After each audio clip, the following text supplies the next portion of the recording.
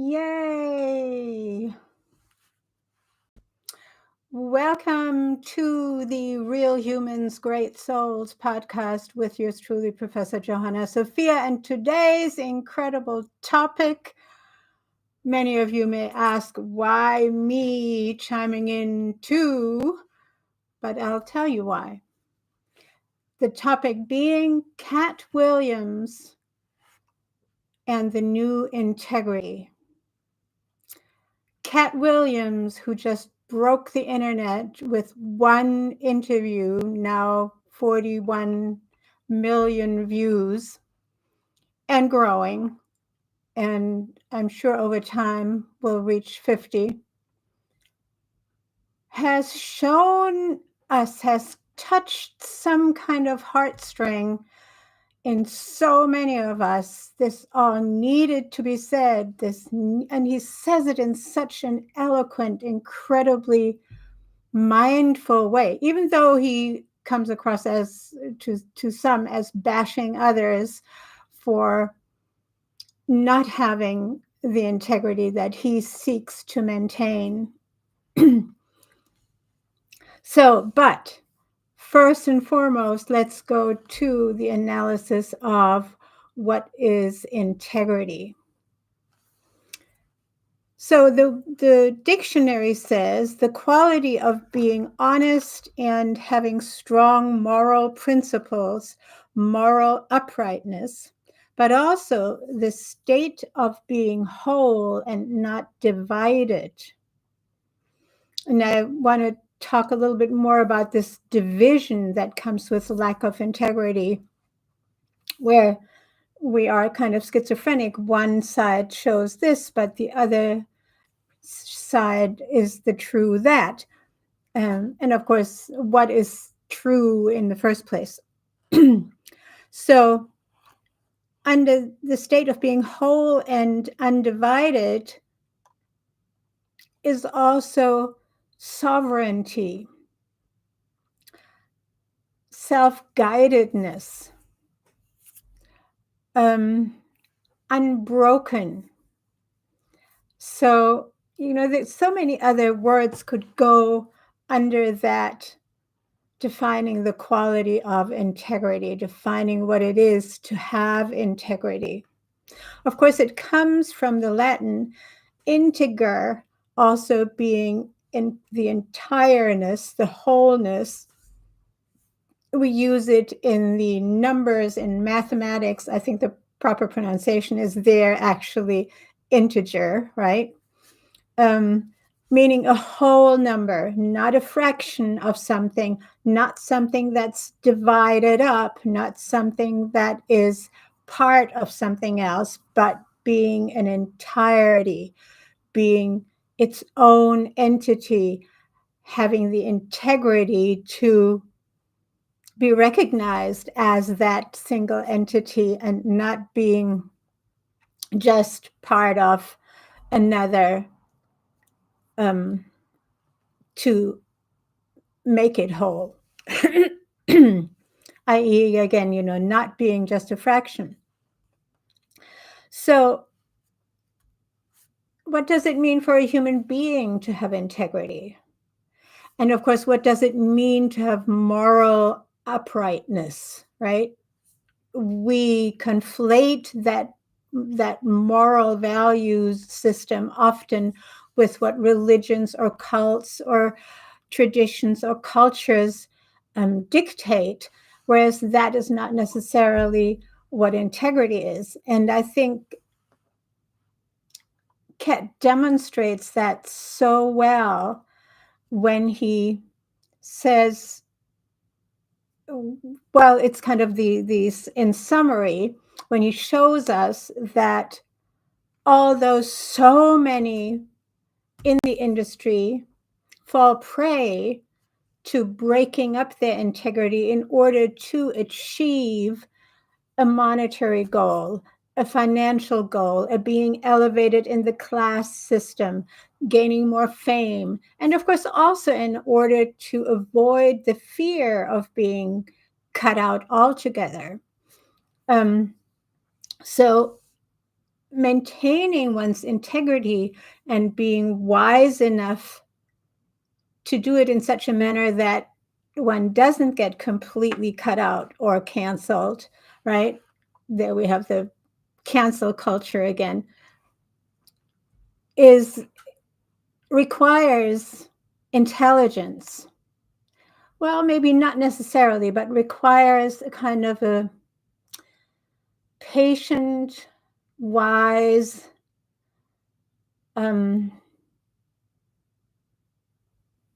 standing strong in one's own opinion without being frazzled. Now, what's the opposite of what we perceive as having integrity? And this is now in humans, not as a country or a culture, in individuals. So an individual that has integrity or more or less or not. So the opposite can then be betrayal. What do we have here as don't we have the opposites here as well? No, we don't. At least I can't see them. I didn't open the opposites. I just have my own thoughts for what's the opposite of that. The opposite is being, of course, insecure is the first element. Insecurity in being authentic, meaning, do we really know what we feel is right or wrong, or is maybe has to be done in order to stay alive or in order to get to those goals in a world which is, of course, not full of integrity, especially in the entertainment industry. And today I'm going to focus a lot on the entertainment industry because that was also my first career. More about that in a minute. So the opposite would then include selling out, this selling one's soul for money, of course, is an old topic, goes back to Faust and Goethe and making the deal with the devil and making, there's so many allegories and stories for the lack of integrity, much more so than there are good examples of standing in your integrity, right? It is always propagated as, we're always told that our leaders have all this integrity. And then when we look behind the scenes, we see that they don't have the freedom even to be in their integrity because the system has such a hold on them that they have to be in that divided space, right? So we get now lack of integrity means to be internally divided between that which we might want to do or say if we stood really in our own integrity, but because some system has a hold on us, we will not do that, but we will agree to be divisive, to be deceptive, to be egotistic, if you will, or to be exploiting others because that's what the system demands of us for whatever purposes the system claims it benefits, right? For whatever purposes it is meant to achieve us as a nation or as a church or as a family or as a clan or so many, or as an industry, right? Or as a business, all of which has those conflicts of integrity and a moral stand. Doesn't have to be anything, doesn't have to have anything to do with religion. And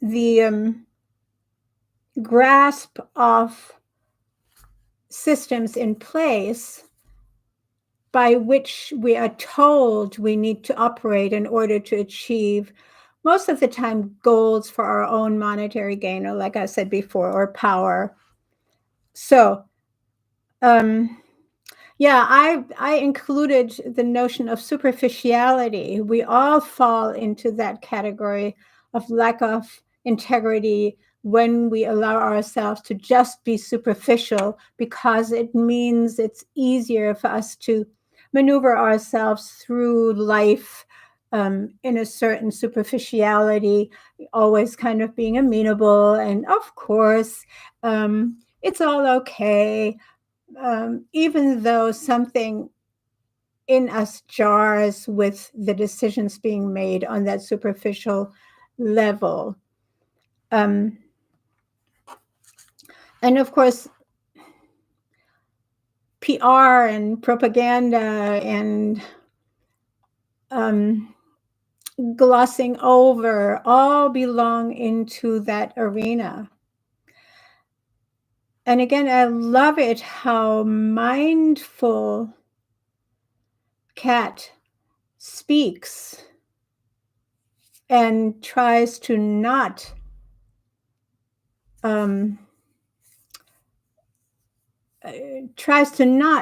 bash people, but tell the story as it is, so the story can speak for itself. But then also, which is something that I feel I need to learn, and many of us need to learn from this interview and from Katt Williams particularly, is to stand strong in the defense of our integrity. Like when he talks about his kids, or I came across another video where he is literally arrested in his office with his 7 kids. I don't know whether he had 7 at the time, but with his kids in the office on some fabricated notion, and taken to jail only to be freed the next day, of course. And but the fact that it is possible for him to, and you see him being videotaped as he walks with the officers to the jail and talks about, you know that you have no right to take me in, and this is a ridiculous setup, and of course my kids have to be with me if I am the single parent, and so forth. So there's all this integrity in him standing in his rights without ducking down or being afraid. At the same time, he says there's no such thing as never having fear, whereby I would consider that a little differently. I would say there is awareness and anticipation as opposed to straightforward fear.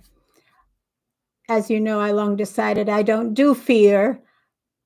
But yeah, it's a fine line between that awareness, that heightened awareness, and all of these things could happen. And especially when one has children, that becomes very, very palatable and very, very physical, biological, when there is the danger of one's children being harmed. All right, a little more about Katt Williams and what he exemplifies in this interview. Now, for me, the big question that arose when I said, wow, such integrity, this is amazing. Does it require high intelligence to bear that antagonism that we experience when we really stand in our integrity?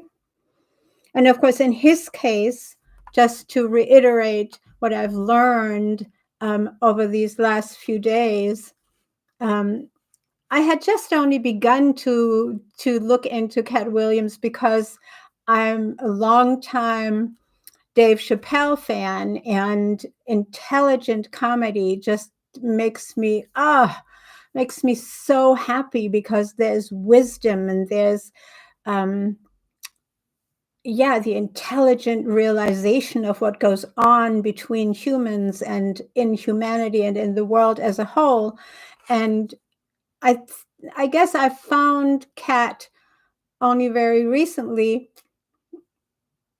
less than a year ago, and started looking at his shows because I already was a Dave Chappelle fan, and I realized the two have a lot of respect for each other and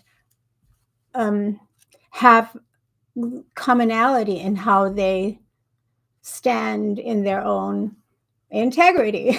So the word is going to be all over this. I'm sorry, but it's just that's what I want to emphasize. We can all learn from these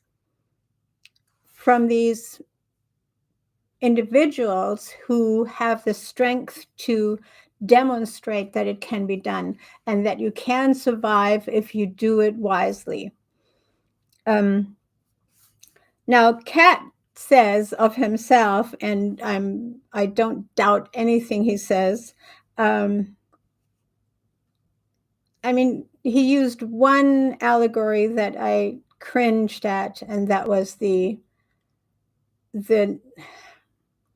let's call it Middle East allegory, or yeah, and I don't think he meant it the way it sounded, even though he doesn't say things he doesn't mean. But he's requesting that we realize he's pointing something out rather than wanting us to fall into a narrative. So he says that his IQ measures at 163, and of course that's super genius status. And he kind of knew that he was different, as so many that are in that category from a very young age. No, I happen to know and love several such individuals personally. So I immediately connect with that, teaching himself to read and write at age 3. And proceeding to do sermons at church off the top of his head at age 5. Now that's even younger than my dear colleague, friend, and I admire him in many ways too, Dr. David Martin. Then there's also my friend Ali D'Souza. Similar experiences as children. Their brains are so far ahead. They're so pre-wired. They come into the world, and for some reason, all the adverse reactions of their surroundings, whether it be parents, or Ali was an orphanage for several years and remembers all of that, even though he was a toddler. And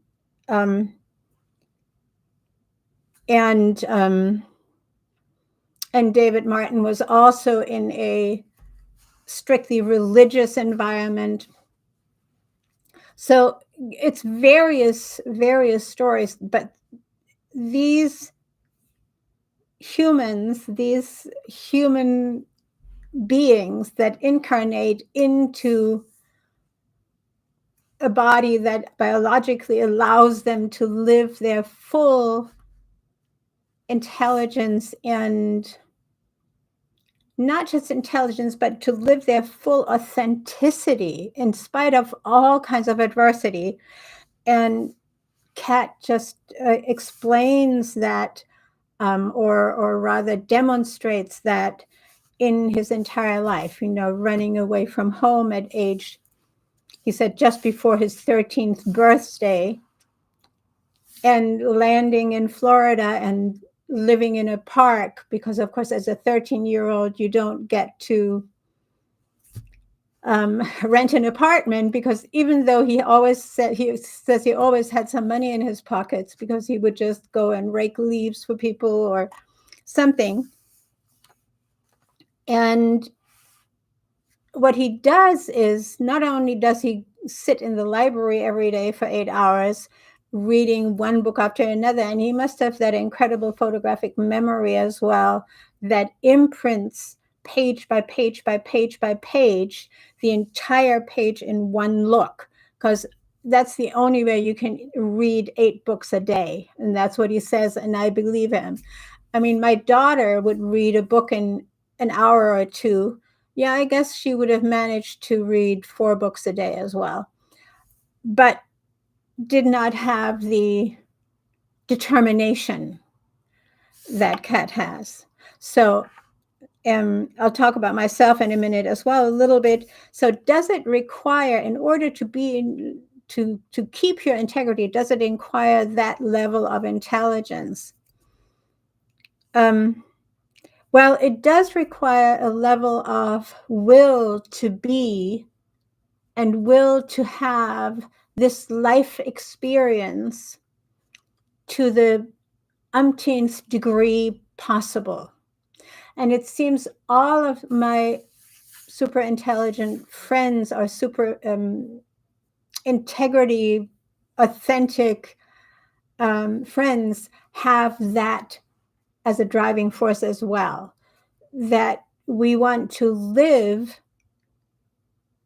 never mind which experiences belong to that life, with utmost intensity is not even the right word, but with utmost awareness, almost like drinking up all the experiences we can have to fill this huge amount of experience for the purpose of understanding,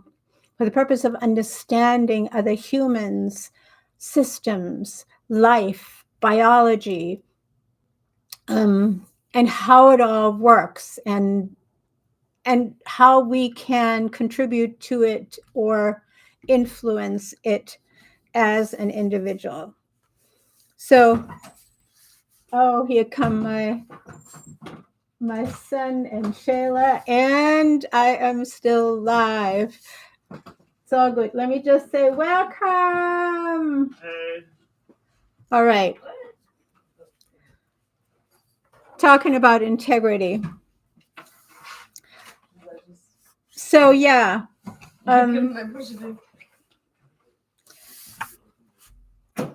It seems to also require creativity, or allowing our creativity, however it expresses itself, in order to live in integrity, to not have our innate creativity stifled. Of course, because that in and of itself stifles our true being, if that's what integrity is, or living in our true being.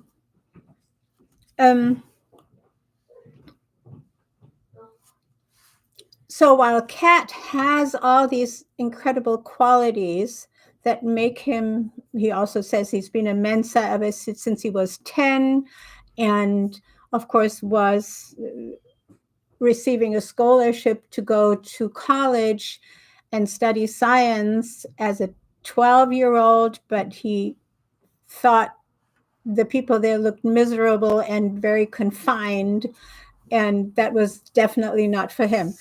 And that again is interesting. You know, we know from Einstein how he just couldn't participate in school activities because it was too confining. He would just sit and dream out the window, and realize that imagination is so much more important for a development as a human being than what's the word, indoctrination that the school system was providing. So he has, you could say he is entirely homeschooled or self-schooled, but even without a home, sitting at the library and reading 8 books a day. And then going out back into the park in Florida, where he literally like interrogates or has all the other homeless people living in the park tell him their stories.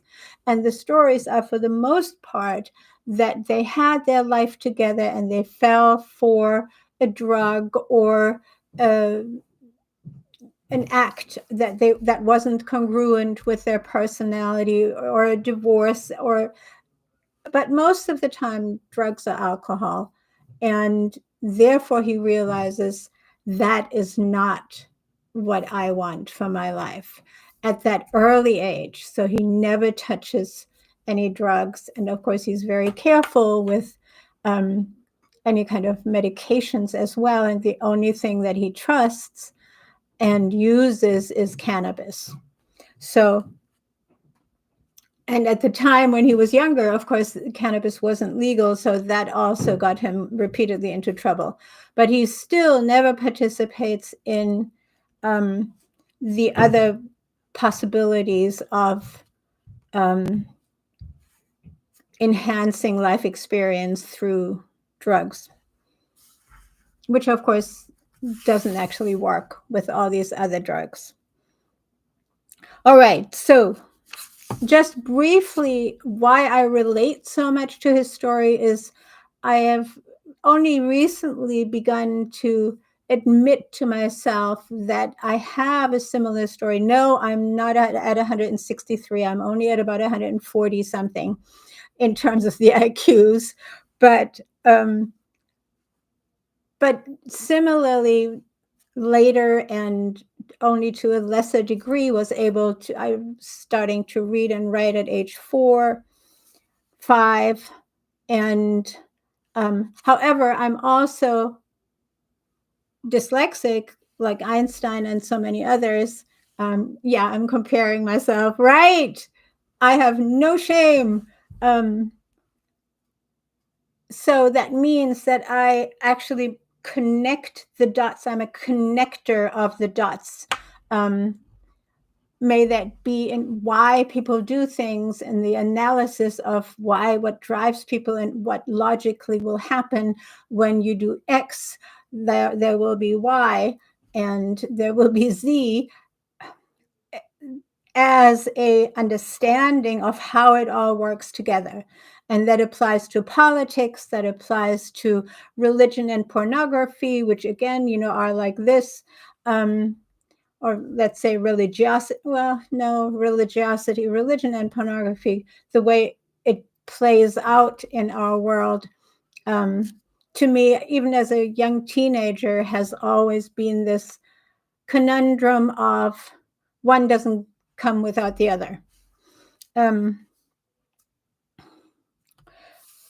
Doesn't mean that you cannot be a good human being within a religion and not have those items in your life, but to me, they logically go together.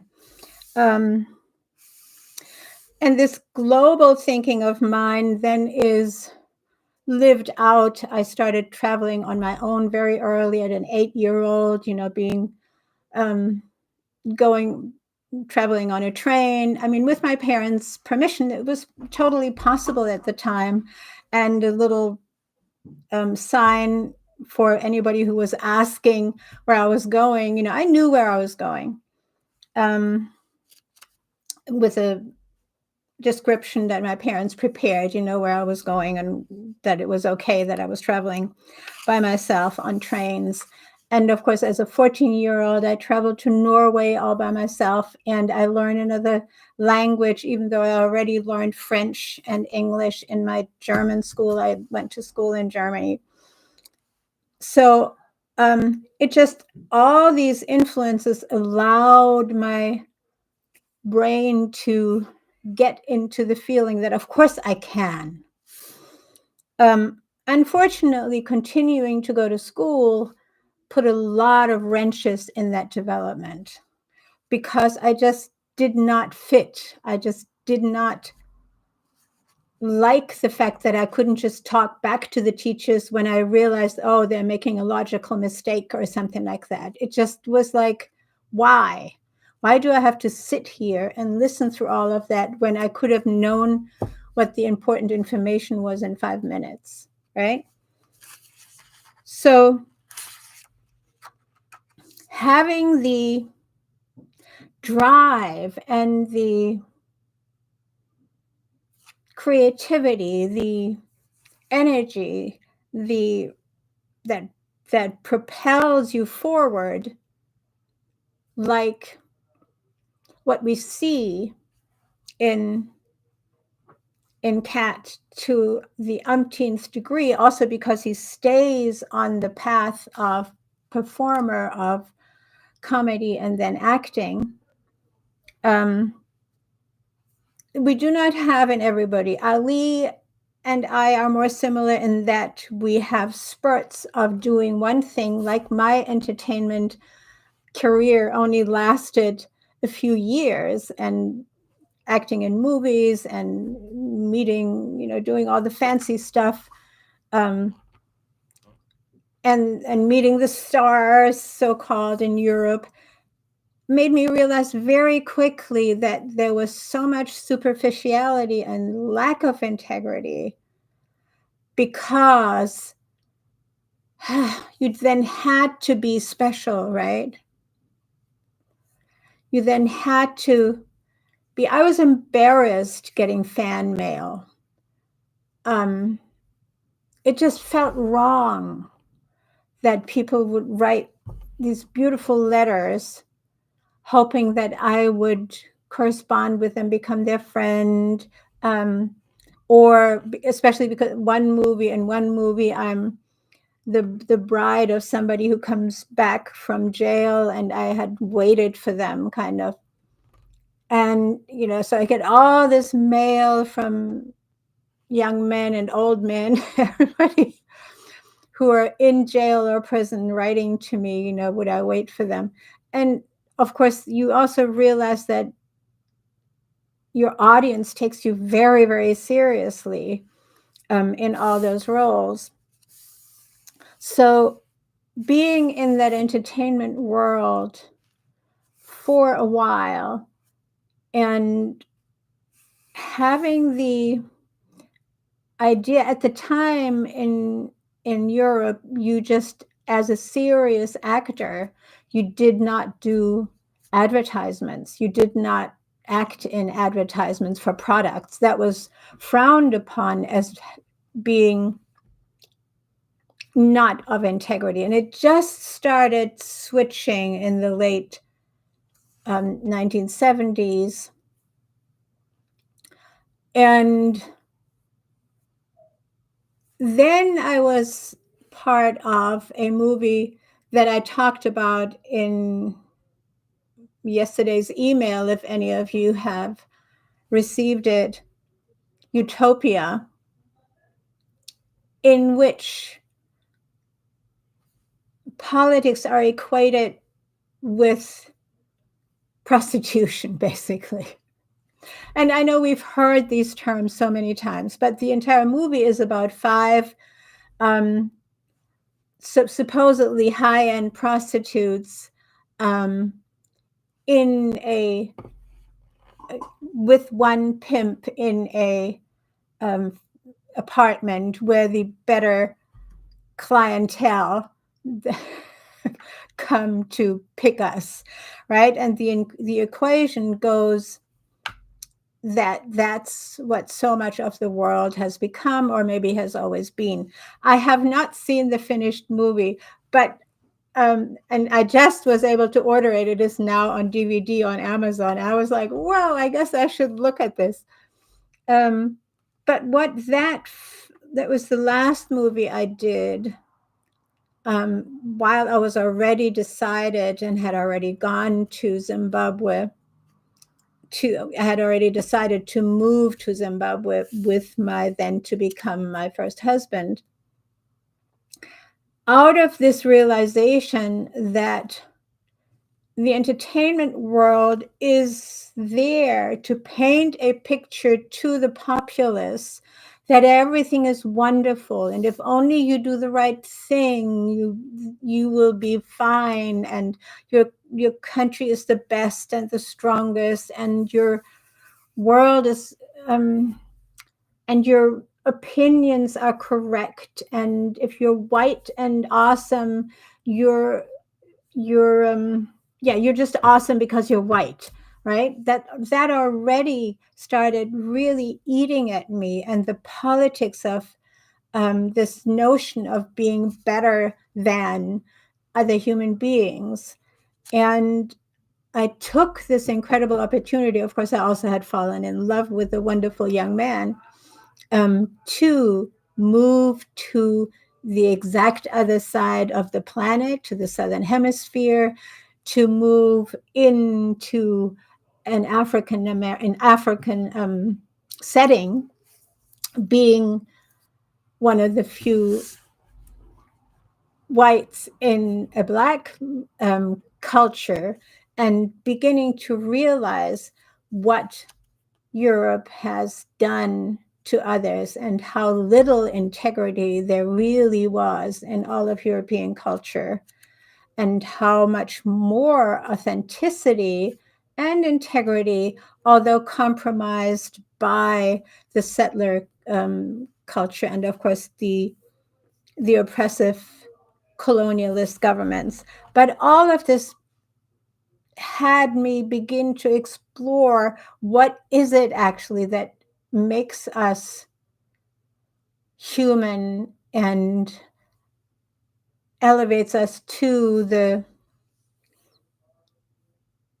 status of understanding, respecting, and yet not falling for these mechanisms of lack of integrity and oppression and divisiveness, and also this split personality that pretends to be a pro-democracy, pro-human rights, pro all of these good things on the outside, but on the inside does completely different things.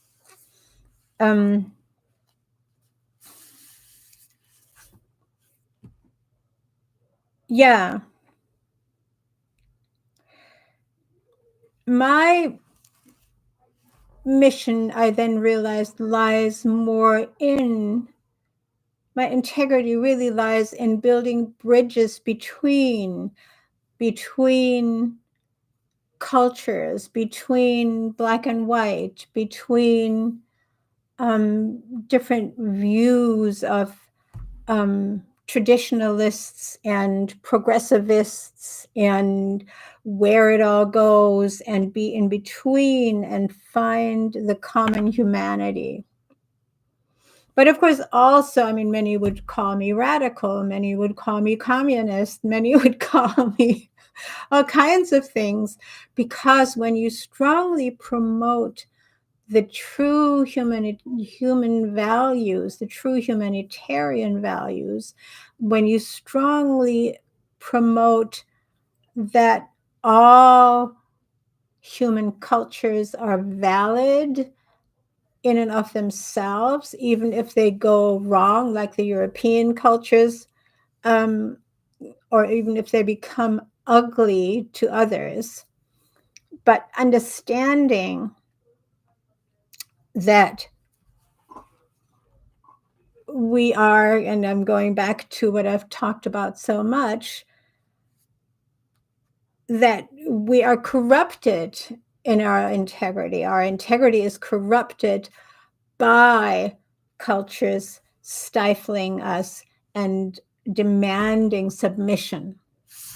So back to Katt Williams, what he shows us is that if you have a great connection to humanity, to the humanity that is out there, you don't need to submit to the exploiters, the oppressors, the puppeteers of especially the entertainment industry.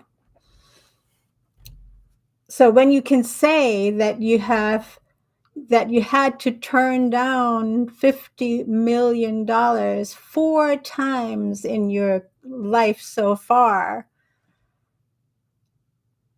that in and of itself, of course, is an incredible statement. Mind you, we're here giving, again, we're giving money the power that we admire, that he turned down money. But it's not just about turning down money, it's about turning down that which would request you to not be authentically you anymore, but to abide by the puppeteer's rules and not to say certain things. And of course, these last 4 years, many of us have had that test, right?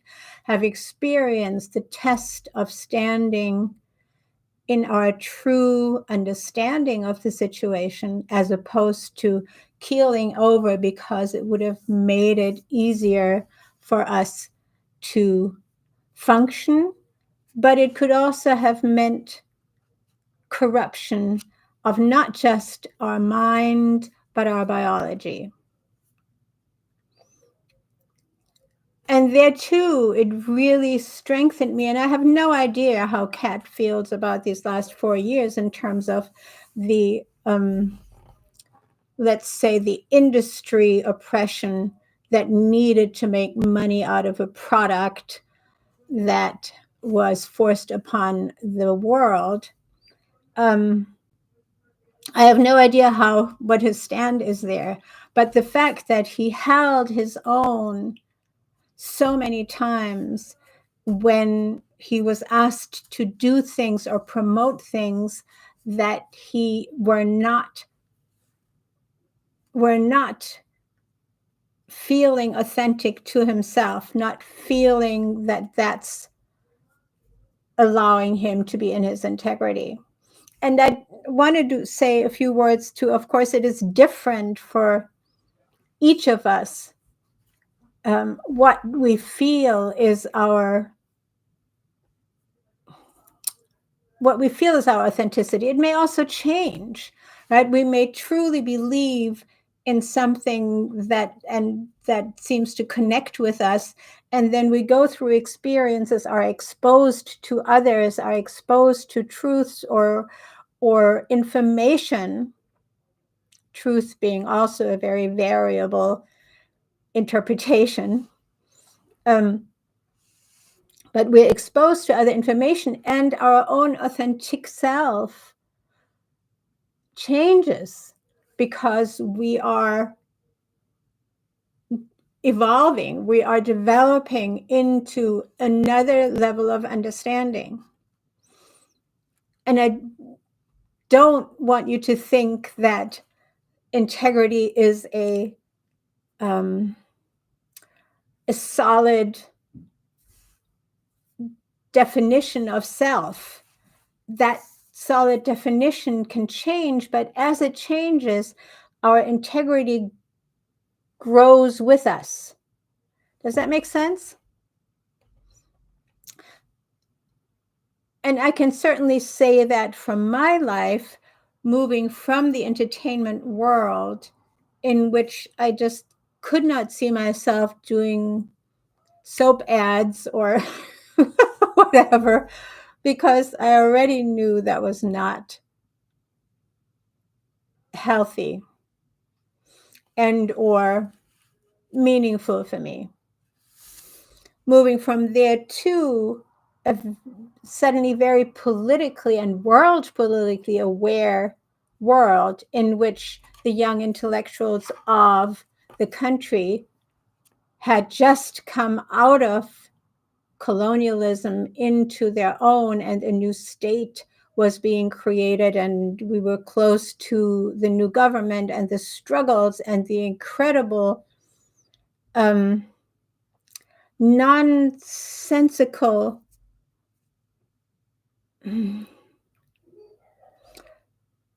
maybe confidence of the oppressor to be confident that they would keep their stranglehold on the country and not allow it to develop its own integrity again, its own culture. And it took so much. And I'm hoping that now is the time that we actually will see authentic countries developing on the African continent. And yeah, in the Asian countries, the smaller countries still have a long way to go as well, many of which are still very much under the neo-colonial rule of the commercial world of the West.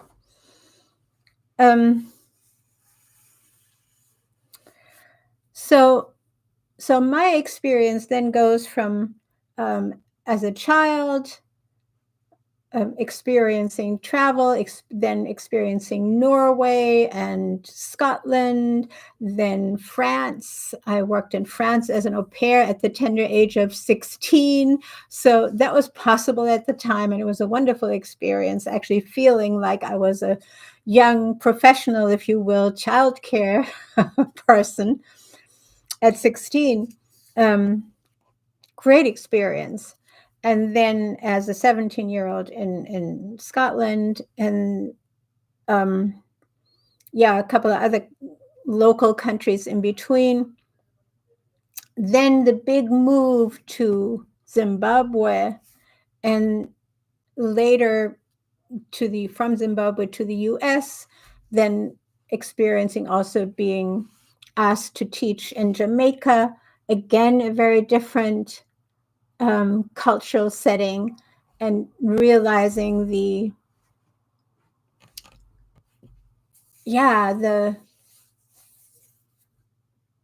authenticity there, even though there was some very weird settings as well that I can't go into because we don't have the time. But then later experiencing Romania just after its independence, and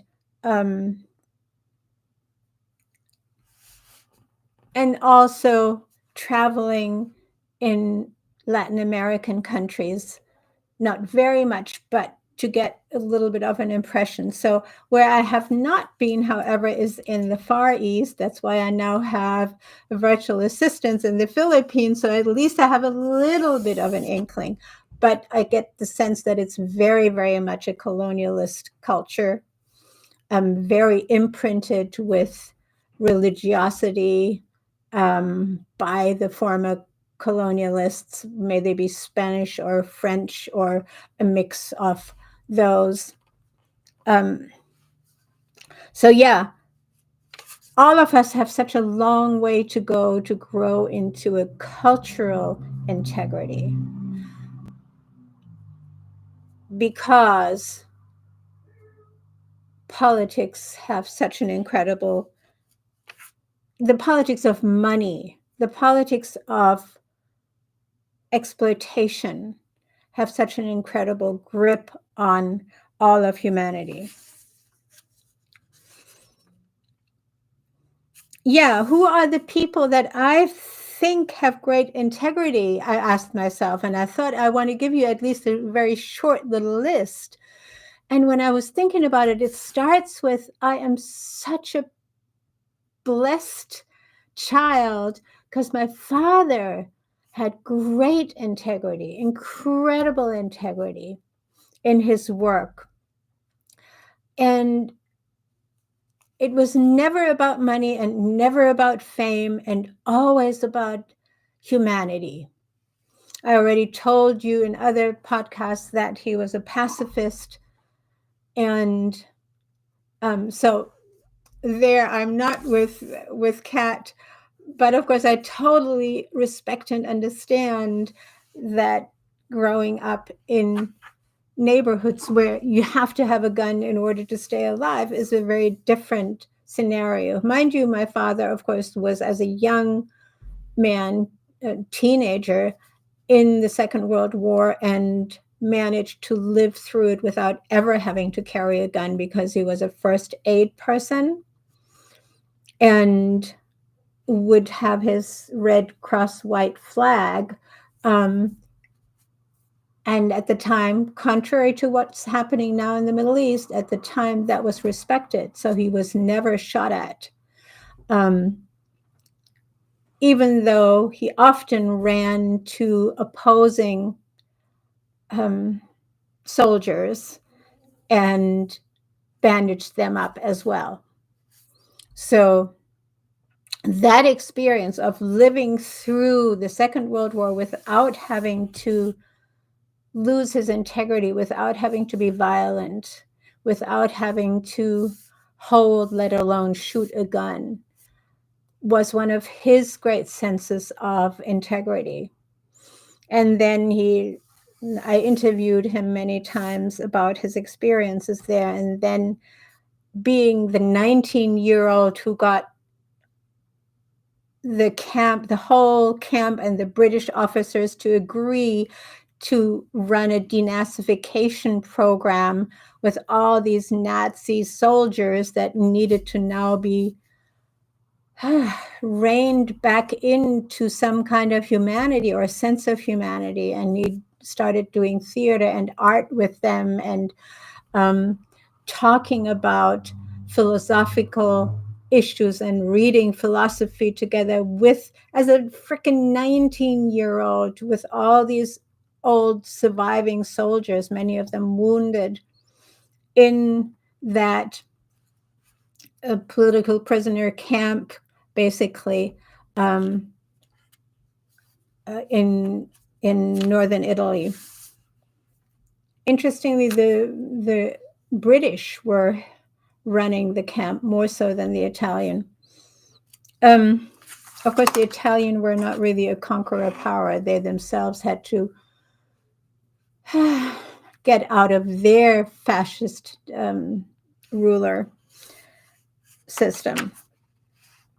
So my father, and of course, as a young person, Gandhi, and then Nelson Mandela, and then, but also other human beings that I encountered in my travels in Europe. I traveled with my then Scottish boyfriend to what was Yugoslavia, and we got into this incredible ice storm in Yugoslavia. We thought we were going south and it was going to be warm. It was ice storm, really dangerous storm that threw over trucks. It was that bad. And these fisher people invited us into their home, us two English and German speaking, and I spoke French as well, but, into their home, and they baked special bread for us, and they found somebody who could translate for us. This was all, the beginnings of it, pulling us into their home, was done without any language exchange. It was just human care. Incredible. So I get teary-eyed. What happened to that kind of care for each other? So that was one of my experiences, and they had no reason to take these strangers, and we were two young hippies who didn't even have any cash or anything. We had gone with a few dollars and in our little dirigible, this cheap car in Germany, and it's a French car, so France and all over Germany. So, and we had driven down to Yugoslavia. So the way we were welcomed by these people and embraced, and somebody was found to do translation for us, and they wanted to tell us a little bit of their story, and we were to tell them what we were doing. We were both students at the time. So that too is integrity. I think it was Tito at the time. They loved Tito in Yugoslavia. But then, of course, human beings like, we had a similar experience with my second husband in in Mexico, also a fisher village, interestingly. But of course, so many other such situations in the mountains and so forth, where you just have this human to human connection. And to me, people who are able to just trust and do and connect as total strangers have to have a lot of integrity. Of course, now we have living human beings of great integrity. Julian Assange is one of them. For me, Julius Malema in South Africa is one of them. The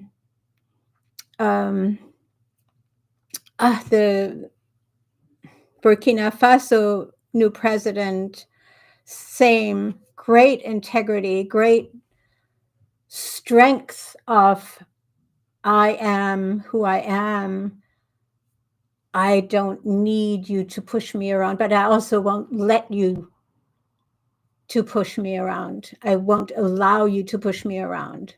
I think that is actually a strength that we need to learn in addition to our authenticity, that strength to say no, or to say my boundaries, my life, my people's life, my agenda.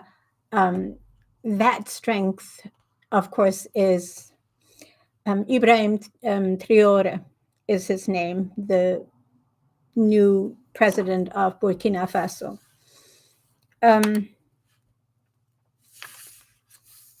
Yeah. And of course, not to mention all the many scientists who have known